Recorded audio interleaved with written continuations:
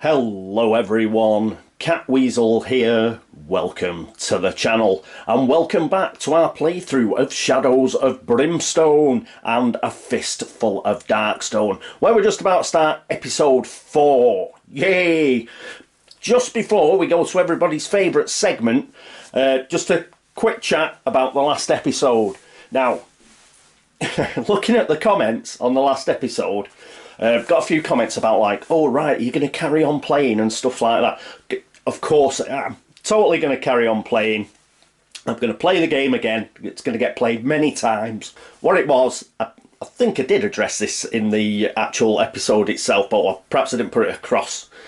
Because of the troubles that I had with actually producing the episode, and don't worry the commenter who took offence to me actually mentioning that deleted episode. I'm not going to go on about it again. Just due to the difficulties in producing the episode itself, I was tetchy. I was a bit annoyed and I was tired. Yes, and that came across in the video. I probably didn't explain it very well, but it didn't mean that I was going to rage quit the game. Yeah, just you spend 6 or 8 hours doing a video and then you have to delete it and stuff, and then you start again, you're doing exactly the same thing, so it's not like you're doing anything particularly new. I was just playing the same old doing the same old battle that I'd previously done, so yes, I was a little bit tetchy. And then that's the thing I kept in the middle of the episode where we had the beeping while I was swearing. That was me. It wasn't the game. The game is fiddly. The game is a bit of a memory test, and there's a lot to remember, and everything, all the kind words that everybody's mentioned in those comments is completely true. It was me. It was my fault, and it was me that was tetchy, and it was me that had got myself slightly annoyed, not the game. So when a bit of fiddliness came up, which normally I'd take in my stride, obviously I was tired and emotional, and yeah, it was coming through in the commentary. I actually left that in. I thought it was quite funny myself, but please don't get the wrong idea that I was swearing at the game because I was going to rage quit or anything. No, perfectly fine. Let's get to everybody's favourite segment.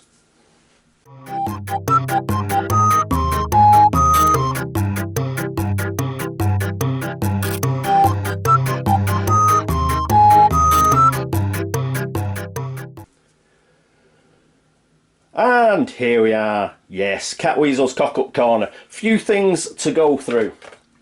Couple of major errors, but they actually don't really affect anything so much. But I'll go through them anyway. Alright, damage versus hits. This was the major one. Now, I've done this before. I'm sure I did it in my original Shadows of Brimstone playthroughs and just got mixed up between hits and damage. When you roll defense, obviously you should roll defense against the hits, not against the damage. I rolled against the damage, which I shouldn't have done. I ended up just rolling a lot more extra dice than I should have done. The fact that the Hungry Dead get 3 damage for each hit is neither here nor there. You just save against the hit. If you fail against the hit, you get the 3 damage, and that's what I should have done.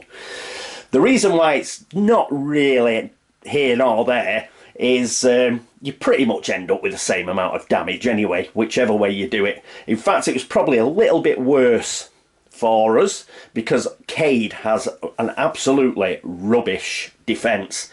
Because he only defends on a 5 or a 6, the more dice that he rolls, the more chance there is he's going to get some damage, and that probably occurred, to be honest. But even if it did, it wouldn't have been that much. So thanks very much for Soulbringer, and I think Mark mentioned it as well, for putting me straight there. I should have remembered that one. I didn't.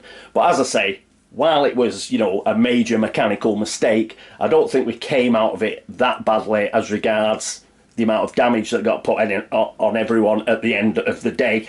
One thing though, which I have changed, was at one point Cade had 5 Hungry Dead around him and he got hit 4 times. But I gave him the damage of 5 hits instead of 4. So I have took 3 wounds off him, because he did only get hit 4 times. The fact I was rolling incorrectly for damage rather than hit doesn't, you know, doesn't alter the fact that he only got hit 4 times and not 5. So I've took 3 off him, and he's back up to 9 health now. The other thing was enemy movement, and how they actually position themselves around the heroes. Now, I was under the impression, I haven't checked the old rules, but I'm certain that what used to happen was the game just used to want people, you know, to equally divide between them, just so everybody got enemies on them. But apparently that's not right. I hold my hands up. But the reason why this isn't a big issue, because I know it now, so going forwards we'll do that. The reason it wasn't a big issue last episode is it only actually happened once. For most of the episode, I was actually doing it as I should have been doing it. Cade got 5 hungry dead around him. The other 2 didn't. Yeah, they didn't because of the way they were situated. They were situated like this, so they could only have a certain amount of hungry dead around them, and all the rest that could got around Cade. We went several turns where that didn't change. It was just right at the end when Fifi started moving this way. That was the only time I took any models off Cade and made them go to Fifi. That was the only time. And by that time he only had 3 models on him. So for the vast majority of that fight, I was actually doing it correctly. And I'll just let it slide at the fact that at the end, you know, one of the models moved away from him. Shouldn't have done it, but for the sake of a single model, not a big deal really, is it? So we'll let that one go as well. Interestingly, at the start of this playthrough, I was thinking of tactics for these 3. And a tactic that I actually dismissed because I thought this equally divided thing was actually rules, was I was thinking, oh right, Fifi's got the best defence. So if I just send her into rooms, let monsters surround her, Cade and Running Bear can sort of follow up behind, they can pick them off. And it's not a problem for Fifi getting surrounded because she's got acrobatic dodge. She can move through models now. She doesn't need to make escape tests. So if things are getting particularly bad, she can always do a runner. In fact, she could do a runner most of the time and actually drag any monsters, because monsters stay on a hero now. That's the rules. She could actually move further away and drag the monsters with her, while these 2 just blow them away.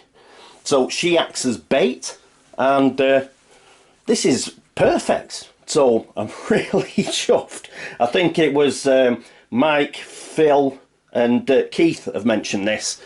I'm really glad about that change, so thanks very much for pointing it out, and not being sarcastic or anything. It's good news, because that's how we'll start using her. I was worried about Cade being attacked, you know, because he's very fragile, but if they're all around Fifi, they're not going to be attacking him. Now, she's got her comforting presence, but the fact is, the comforting presence, it's, you know, it's okay, but in the middle of a fight, you know, it's only 1 wound and 1 sanity. You've got other things to do. It's very difficult to keep together. Comforting presence is at its best, like now. When there are no monsters on the board, you just make sure everybody huddles together and they get the comforting presence. So, I'm perfectly fine sending Fifi into the middle of a horde of monsters. We've now essentially got 2 revive tokens with that lucky horseshoe. So she should be able to keep them busy while Cade and Running Bear fire and kill lots of them. That's the plan anyway. I had that idea at the beginning of the playthrough, but because I incorrectly thought that the monsters sort of split up, then I thought, oh right, I can't really do that then. But turns out I was completely wrong, and that strategy is back on the table, so we're going to see how that works out. Any other problems? Yes. Thanks to Jens and Mike, they pointed out that Running Bear and Fifi, at one point in the fight, I think it was about 23 minutes in, they were being attacked by Hungry Dead, and I just automatically assumed that they'd been hit. I immediately went to their defence rolls instead of actually rolling for the Hungry Dead to see if they hit or not. The way these black dice have been going, they probably would have got hit, but I should have rolled. But as it was, they went to automatic defence, so I did get that wrong. And also, special thanks to Biz2Fiote, I hope that's how you pronounce it. He actually mentioned Running Bear's boots and the acrobatic dodge of Fifi. I think Running Bear did roll a 6 at some point for movement. He could have took 2 sanity off. I should have remembered that. Especially as earlier on in the episode I actually mentioned it. But no, forgot. The acrobatic dodge one is, I've been fixated with the actual top bit. You may move through other models and automatically pass escape tests. But if you look just under that, it's got once per turn you may re-roll 1 failed defence roll. And of course I wasn't doing that. So I've got to remember to do that. But other than that, fantastic. Let's get on with the next turn. Don't worry, going to finish the playthrough. I've had a couple of sleeps and I'm perfectly fine and raring back to go. Woohoo! Okay, let's get to the next turn. And here we are at turn 10. Let's take the Hold Back the Darkness dice off this card that I've got to remember. So if we don't hold back the darkness now, I've got to remember we've got to re-roll. A 7, we do hold back the darkness, but I'm going to put those back on there, so eventually I'll remember. Right, so next up it is Cade, and he just gets to roll for movement. Come on, we need lots of movement, Cade. 2, he's just going to crawl now, isn't he? So 1, 2. And he is going to scavenge, because this has only got 1 scavenge on it. And he doesn't get a 6, so no scavenging today, or at least this turn. Next up is Running Bear. He will roll to move, and he gets a 4. Which is in reality a 5. So that's 1, 2, 3, 4, and he can't go any further. He is going to scavenge this tile, so 3 dice.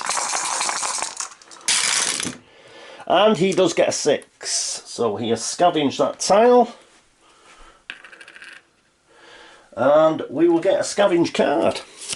Remember, this particular tile, we can scavenge it 5 times successfully on account of it being flooded. And we get a hideous discovery. I have a feeling we don't want a hideous discovery. But first of all, it is 10 XP. Poking around in the shadows, you see something that chills you to the bone. You quickly return to the group, refusing to speak of what you found. Take 3 horror hits that do 2 sanity damage each. Oof! Oof! But he does get to save against them. And I can do it properly. It's 3 hits. So I only roll 3 dice. I need a 4 plus. And there we go. I've got 2 of them. So, do I want to take the 2 sanity, or do I want to use his heightened senses? Why not use his heightened senses? There are no monsters around for the time being. And yes, he saves. So he's used his heightened senses for this turn. and all he found was something so horrific that he cannot speak about it. But at least he got 10 XP for it. Right, so that is running bear. Fifi! She gets to go. She rolls. And she gets a 6, which is really an 8, because she's got +2. She's going to go 1, 2, 3, 4, 5, 6. She's going to stop there because she wants to stop adjacent to her friend Running Bear. And what she's going to do, while I remember, going to do it now, it's pretty much the end of the turn anyway, is she is going to use her comforting presence for 5 XP, and she is going to heal a sanity off him. So he has only got 1 sanity damage now and 1 wound. So well done to her, well done. Okay, that's it for Fifi. That is it for turn 10. Next up is turn 11. And here we are at turn 11. Should have let Fifi scavenge, I forgot. Never mind. Okay, hold back the darkness. And double ones, we are definitely... Double ones are bad. We are definitely using this card. In fact, I'm glad I forgot to use it last turn. Now I've rolled double ones, I'll tell you. Oh, right. Let's re-roll. And we get a 7. Excellent. But we're on our own now. Yeah, double ones is an ambush attack. So, yes, dodge one there. Okay, right, Cade. Cade's up. Come on, let's have some movement, Cade.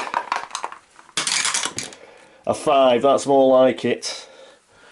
So, 1, 2. Oh no, actually he's half and half there, isn't he? Yeah, if it's half and half, we won't have it counting. So 1, 2, 3, 4, and he can't go any further. Because it's 2 movement points per square. But at least he's catching up slowly. He is going to scavenge this tile.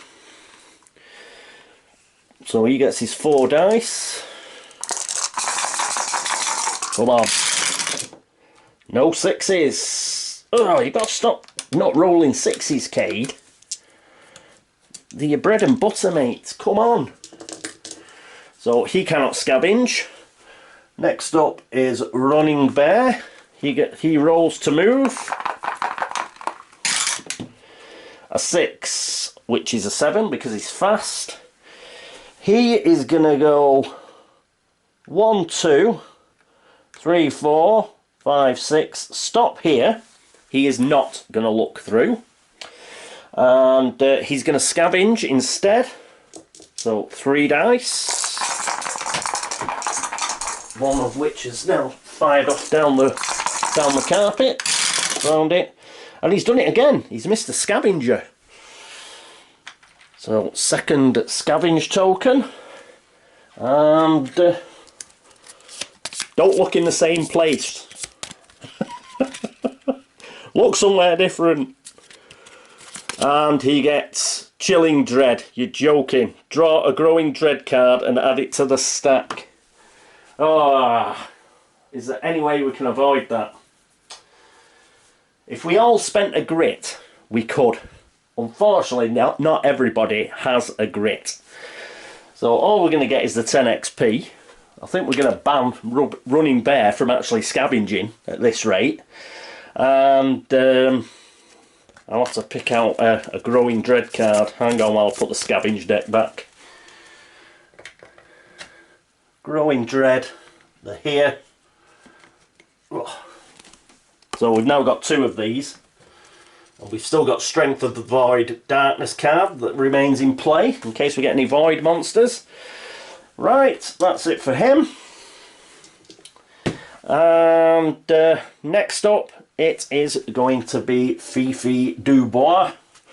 She's going to roll to move. She gets a 4, which in reality is a 6, because she's got +2 movement.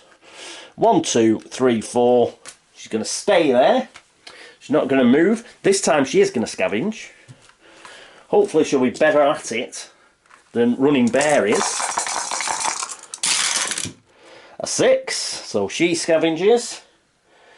Remember, this tile, we can scavenge it 3 times more than normal. And come on, stop picking crap cards out. Let's have a good card. And we get nothing here. Well, at least it's better than the last 2 that we got. So we'll put that back in there, and it's just the 10 XP. Pop that in there. Right, and that's it for her. It's the end of the turn. Just another 5 for comforting presence, and we'll take that wound off Running Bear. He's back to full health. He still has 1 sanity damage, however. And that is it for turn 11. And here we are at turn 12. So, it's hold back the darkness time. Come on. Come on. 8. Let's do it. God. No messing. That's CatWeazle rolling. So, 8. Hold back the darkness has been successful. Movement for Cade. Come on, Cade. Good roll. Let's have it. A 5. Another 5 will do. So that is 1, 2, 3, 4. And he is going to scavenge.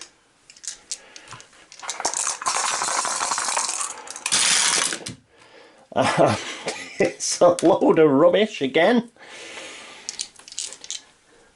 He's heard Running Bear screaming, so I think he's just pottering about in the water, you know, like that.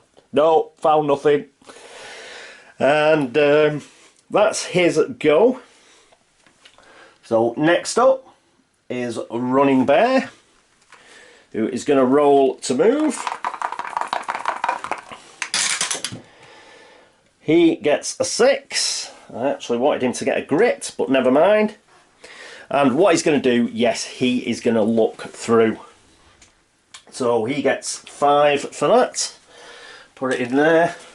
Oh, I swapped 2 of the 5s. In fact, I'll swap these 2 as well, I don't know. I swapped 2 of the 5s in there for a 10. I'll get another 10 out. In fact, no, that makes 50. So we're on 550 now. Just so it's not overflowing. Okay, right. So he's going to look through. So that is the map deck. What do we get? Will this be the final room?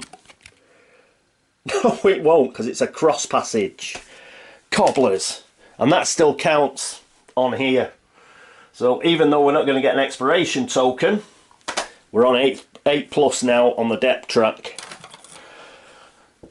Come on, keep rolling 8s. So yes, cross passage. So I'll go and sort that out, won't be a moment.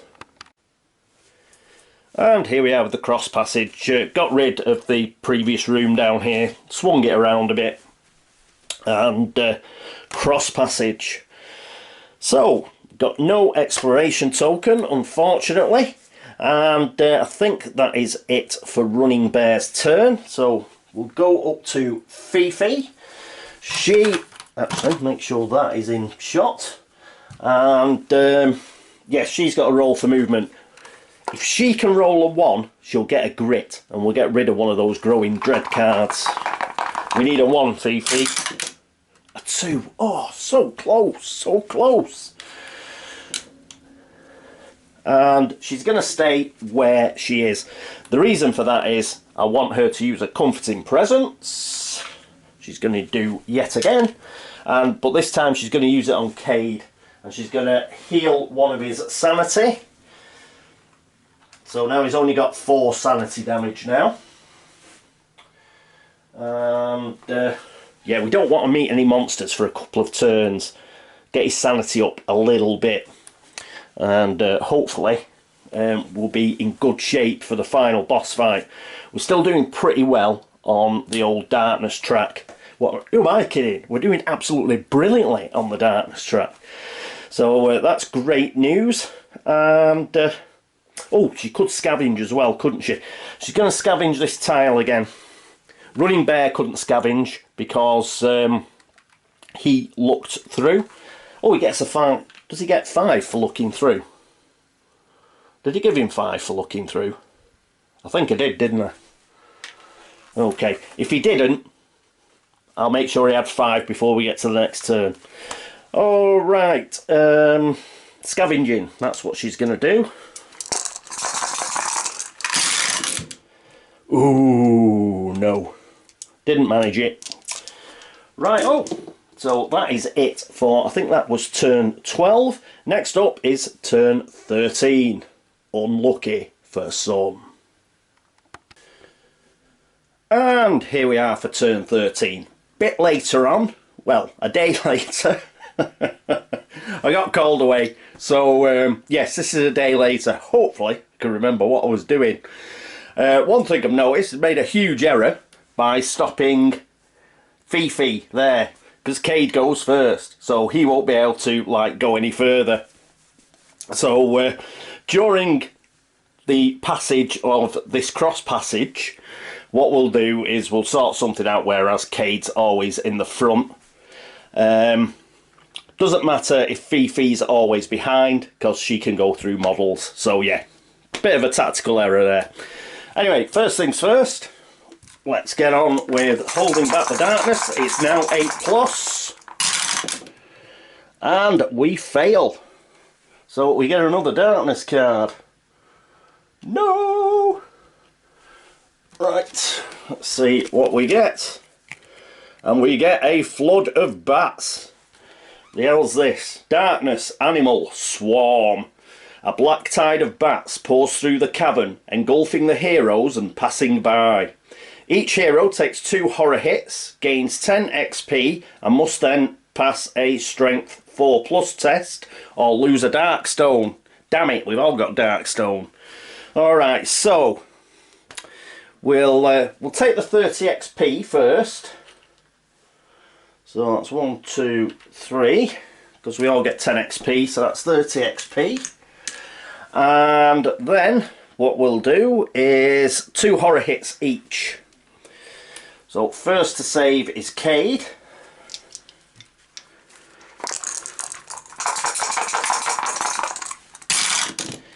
And he saves 1. So he takes a sanity hit. Bummer. Then it is Running Bear. He saves on a 4+ as well. And he doesn't save any. He takes 2 hits. Bad. Bad, bad, bad. I'd only just got him back to pretty much full health as well. So he's got 3 sanity hits on him now. And finally it's Fifi.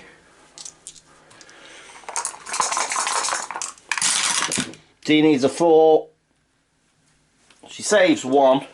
This is a defense roll, I believe. Counts as a defense roll. In fact, we'll save that. We'll save that anyway for something else. So she does take a single sanity hit. She's down to 10 sanity now, unfortunately. And then it's the strength 4+ tests. So Cade's strength is 2, I believe. It is. And he gets a 4, so he loses no Darkstone. It's 2 strength for Running Bear as well, I believe. It is. And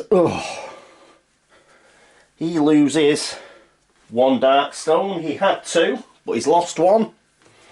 That goes back in the supply. And finally, we have, he's not going to use his heightened senses for that. We have Fifi. She's only got 1 strength. Come on, Fifi. A 6. She does it. She doesn't lose her Darkstone. So we're down to 3 Darkstone now. And that is it for Flood of Bats. Okay. Flood of Bats is done. What next? Well, it's Cade to go. He's going to roll for movement, even though he can't really move forward. He could move back. A 3. He'll just move there. What he will do is scavenge. Remember, this flooded passage, we can scavenge this up to 5 times. And he doesn't find anything, which is perhaps for the best, considering what I was rolling yesterday. And that is it for him. Next up, it is a running bear. And he's going to roll for movement. A 1. He gets a grit. Fantastic. Okay, let me dig a grit out. He has a single grit. That's great. And he can move 2. So he's going to go 1, 2 over there. And he is going to scavenge in here.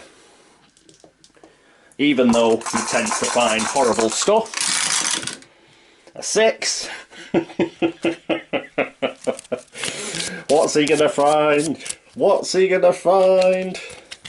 He finds Emerging Darkness. I don't believe it. It's the chance you take. So he gets 10 XP anyway. So we get a Darkness card, which is Power of the Void. Oh, +1 combat. And we've got Strength of the Void as well. Watch us get a Void enemy right at the end. Alright, so we'll put that over there. Oh. But your ideas up, Running Bear. Don't try to find all this crap. Okay, so he has gone, scavenged, so scavenge token. And next up is Fifi. She will roll for her movement. She gets a 4, which is a 6. Remember, she's got +2 move. She's not going to move though. She's going to stay exactly where she is. She is going to scavenge this tile. So 3 dice. And she doesn't manage to find anything. Perhaps for the best. And that is the end of her turn. She is adjacent to Cade. So she is going to heal a sanity of Cade. And yes, I think that is it for her. And oh, I've been forgetting to move this down. That is it for her. So we go back to the top of the initiative with the Hold Back the Darkness. Okay, that's it for turn 13.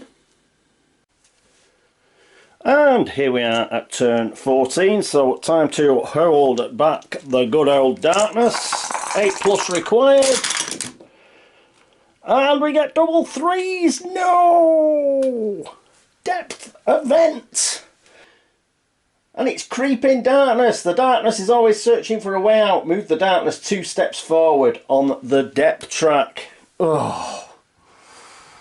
So 1, 2, we're now on 6. We get an extra Growing Dread card. We don't have enough grit to get rid of it, whatever it is. We've got 3 Growing Dread cards now.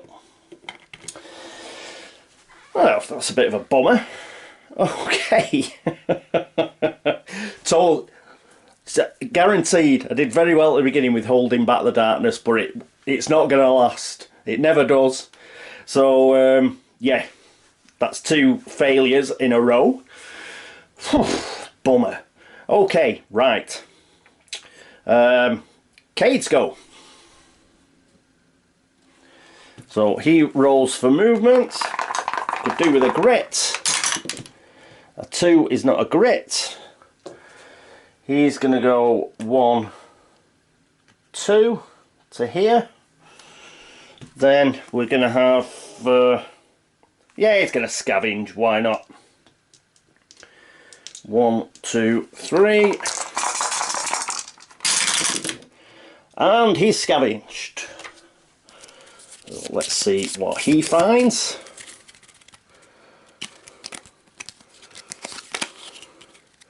At last, a useful discovery. So first of all, 10 XP.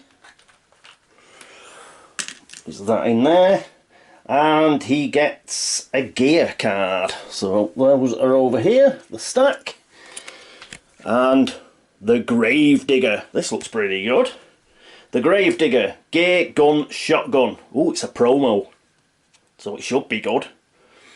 Range 3. So it's a close quarters shotgun. Range 3, shots 2. Uses the D8 to hit, and for damage, a 6+ counts as a critical hit, and it does +1 damage to undead enemies. This is excellent.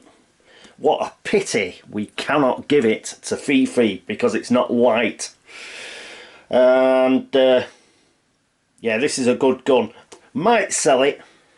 I'll have a look. We might give it to Running Bear, but that is a good find, an excellent find. I'll put it over here. I'm going to take a photo of that.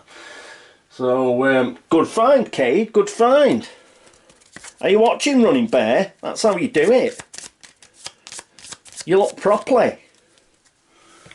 So great find. What am I looking for? I'm looking for another scavenge token. So we can't scavenge this tile again,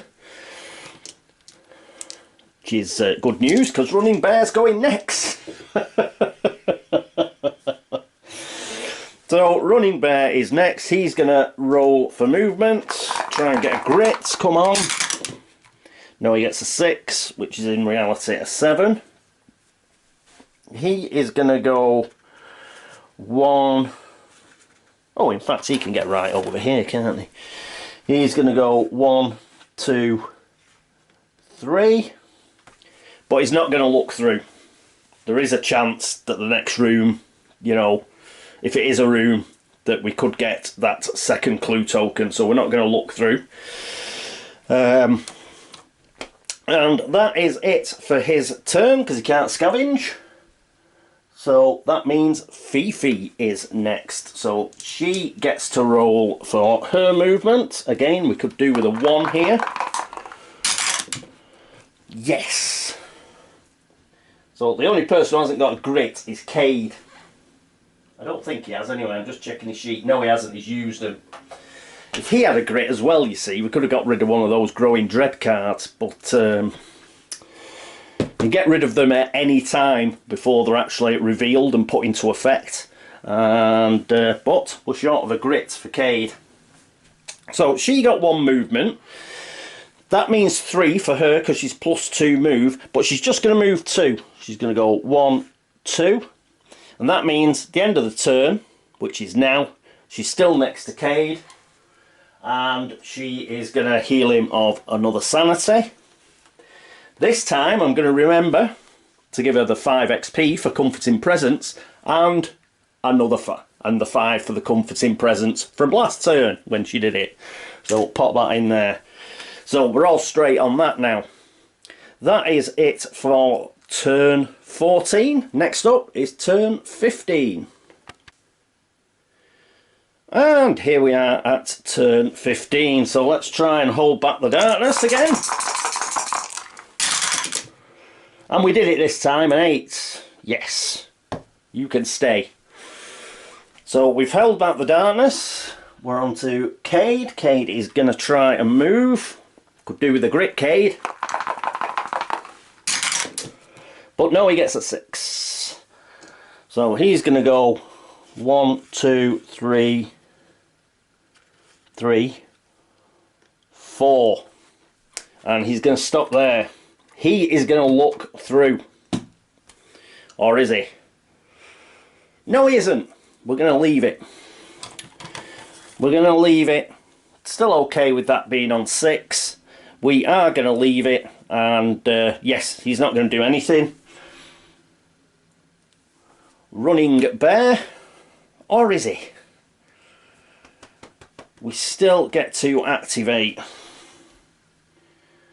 Is he going to look through? Is he going to look? Yeah, he's going to look through. So let's go for it. That's 5 XP for looking through. And map deck. Yeah, we're blocking off, so we should be okay, I think. And we have an excavation chamber. Okay, let me go and set that all up. Okay, here's the excavation chamber. Got it set up. And what we've got to do now is we've got to pick an exploration token. Pop that there. So we can't scavenge this tile until we've revealed that. And that is it for Cade's go. So we've got to finish our activations. Whoop, put that there. And we are on to Running Bear. Righto. I just want to check something very quickly. Won't be a moment. Okay, I'm back. Couldn't find anything. So it's just around trading. So what we're going to do is just before Cade finishes his turn, he's going to do a bit of a trade with Running Bear there. And Running Bear is going to give him his dynamite. So Cade is going to have 2 sticks of dynamite because it's a ranged attack and he hits on a 3. Don't think he can trade with Fifi because he's not adjacent. I was wondering whether it was the same tile it was allowed, but I can't find anything anywhere, so we'll do it that he can't. I think the only thing you can't trade are your personal items and your starting items. Other than that, you can trade. So he's going to take that dynamite. It's fine. He's got 2 sticks of dynamite and a frog, so he's not over his limit. And yes, so he's done that. That's the end of his turn, and now we go on to Running Bear. What is Running Bear going to do? Well, first of all, he's going to roll for movement. And he rolls a 6, but he's not going to move. The reason why I was thinking about leaving it till next turn before we actually went was I was thinking about moving these back. Remember at the start of the episode I was talking about, you know, our new tactic, but we'll see how we go. So he's not going to move on a 6. He's already, yeah, didn't get a grit unfortunately, and that is it for him. So next up is Fifi. Fifi is going to roll to move. She rolls a 3, but she's got +2 movement, so she could go 1, 2, 3, 4, 5. And that's what she's going to do. She's going to get right in the middle there. Can you pause your movement? I think you can pause your movement. I think she's just going to pause her movement there, and she's going to, while she's adjacent, she's going to give her dynamite to Cade. We're near the end of the episode, so if she couldn't do that, let me know, and she'll give it back. Because if this does turn out, you know, to be an attack, then what we'll do is we'll just we'll leave it here. I think we're on about 40 minutes, something like that, so we'll leave it here if this turns out to be an attack. And yeah, she's not going to use Comforting Presence because we want her like getting all the monsters on her. Watch this, we'll get a double P. We'll get a double P die of something, double peril die of something. We'll all get surrounded anyway. But no, right, that is it. And there's nothing for it. That is the end of the turn. But to exploration token, what have we got? Oh, it's the second clue. It's the second clue token. Oh my god! Oh my god! Right, so at least we don't have to do 2 encounters. This is it. This is the Darkstone room. So hang on, let me just check the mission. Right, we've got no exits. There are no exits from this room, so we'll block them off. There we are. Yeah, we do ignore those encounters, and there wasn't an attack or anything on there, so no need to ignore that because it wasn't there. But we do get a high threat card. So this is where all the Darkstone was. It attracted some creatures, and now we're going to find out what they are. Dun, dun, dun. One Night Terror and one medium threat card. Ugh. The Night Terror's bad, but there's a Night Terror. It's pretty groovy, doesn't he? Right, I won't place him yet. We'll find out what's on the medium threat card.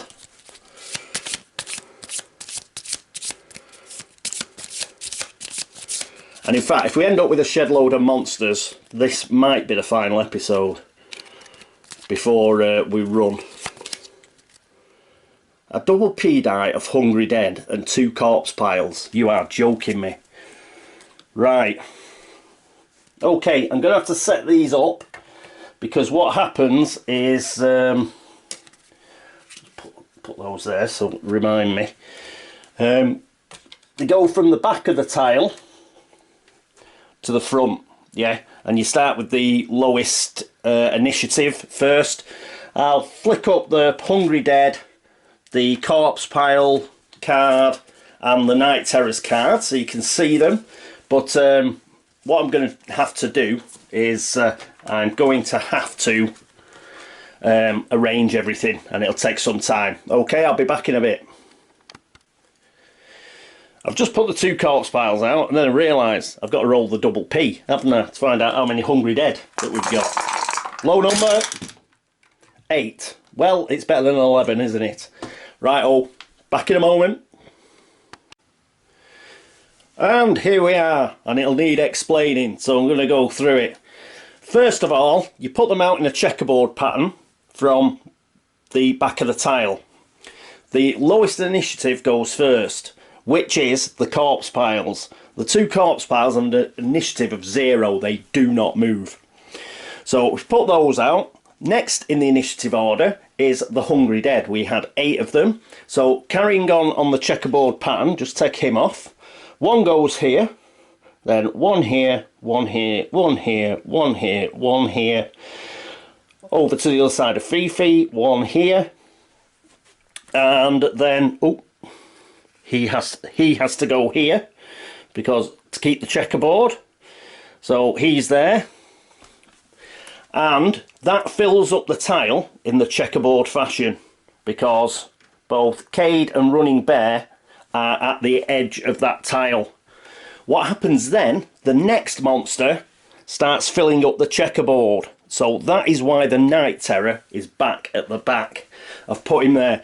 Now, it's not a big deal, because the Night Terror is large, which means he can shove other models out of the way. Not that he'll need to, because he can just go here, for example. So that is how it's set up, and that's why he's at the back. Yes, you do it in initiative order. Lowest initiative gets placed first. Checkerboard pattern. It just happens that with the amount of monsters we've got, with a lower initiative than the Night Terror, the checkerboard pattern has been complete, and he has to go to the back. But, as I said, he can shove other models out of the way anyway, so it's not like it's going to prevent him hitting anyone. So they are all set up. I've got all of the sheets. You should be able to see the sheets as well. We'll just go through them all. So we'll have a look. We'll go through, we'll start with the Night Terror. So he's a demon, size is large, and he has initiative of 3. That is great, because he's got the highest initiative, we all go before the Night Terror. All of us go before the Night Terror. We go before every single model in this room. So that's great news. Abilities, Terror. A hero starting their activation on the same map tile takes 2 horror hits. Currently, that means all of us, because we count as being on this tile, because obviously we're here where the tiles meet. But when we roll for movement, assuming we can escape from this guy or kill him or whatever, we'll probably try and move back one. Yeah, just so Cade and Running Bear don't have to deal with this terror. It's got a move of 5. You can escape it on a 3+. To hit, it needs a 5+. So that's great. It's big, but it must be, you know, pretty slow in its attacks. It must telegraph its attacks a bit. So it does have to roll quite high to hit you. Combat is, he's got 4 combat, so he's rolling 4 dice, unfortunately. And he does 4 damage. So I've got to remember, roll for hits, not for damage part. It's got a defense of 3, so it's got a really good defense. It's got a health of 12. And the XP there, where it's 10 plus 5 each, you get 10 for killing it, but you also get 5 for putting a damage on it. So this is, we've mentioned it several times during this playthrough about how fiddly this game is. Here's another example. So I'll have to keep an eye on that. That's why I'm not going to start this. I'm not going to start this fight in this episode. I'm going to have to get all my ducks in a row. It's got an elite chart. We won't go through that because we're only level 1 and we don't need to. Let's move on to the Hungry Dead. Very quickly through these, we've seen them before. Size medium, initiative 1. They've got fear. A hero starting adjacent takes a horror hit, so there's a chance of going insane. What with the Night Terror and the Hungry Dead, we've got to start making our sanity saves. Which reminds me, Running Bear rolled a 6, didn't he? He's got Dead Man's Boots, so he gets 2 sanity back. Excellent. Good job I remembered that. He's likely going to need all the sanity he can get. Alright, so that's fear that they've got. They've got a move of 2. To escape, it's a 4+.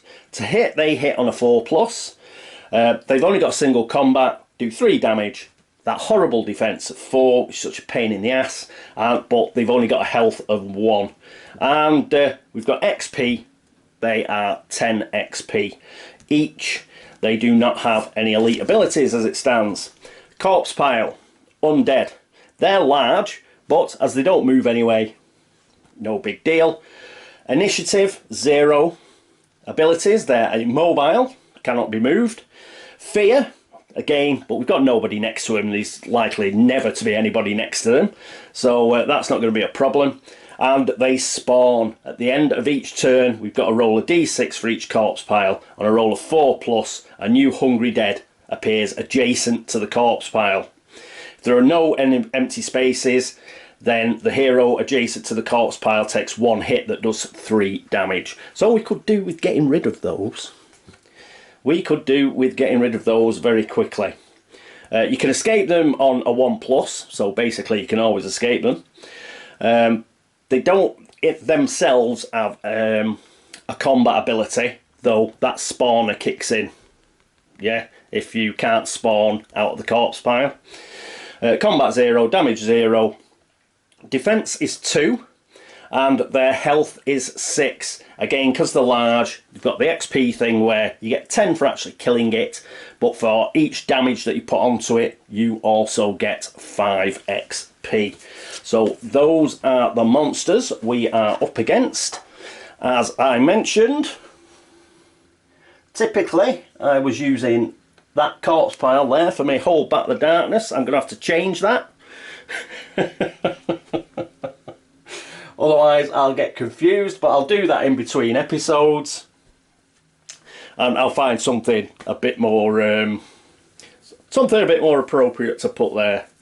And I know that I'm holding back the darkness. And yeah, I'll set up the initiative track and everything like that. So I'm going to sort out exactly what XP we're on, and think up some tactics which may well involve throwing that dynamite. Let me know if while Fifi was passing Cade she could give him the dynamite. I think she can. Cade's going to be going first, so guess what he's going to be doing? And somewhere around here I think He's going to be chucking some dynamite. Hopefully he'll succeed. He'll get 3+ on his roll. The dynamite won't bounce about everywhere and will put a hurting on these. In fact, so try and get it right on his noggin. I think that's the plan so far. But I'll think a bit more on that and see what I'm going to do. Okay, so that is it for this episode of A Fistful of Darkstone. We have found the final room, and it is full, chock full of monsters. Unfortunately, we've got the Hungry Dead again, but we do have 2 other new monsters that we haven't encountered yet. A Night Terror and a corpse, well, 2 corpse piles. So we'll have to see how we go on. Alright, thank you so much for watching. Thanks for all the subscriptions. Thank you for all the likes and the dislikes. The stars are right, you're stars, and you're alright. Anybody who's been across to BGG to like the video threads over there, thank you so much. If you've dropped Skeet Gold or a comment, again, thank you. A special thanks to all of you who've been over to KoFi.com to help support the channel and have tipped me a brew. Bless you all. And yes, so I hope to see you for episode 5 and the finale, the final room. Will they succeed, or will they turn tail and run? We shall see. Okay, until then, this is me, CatWeazle, saying toodaloo.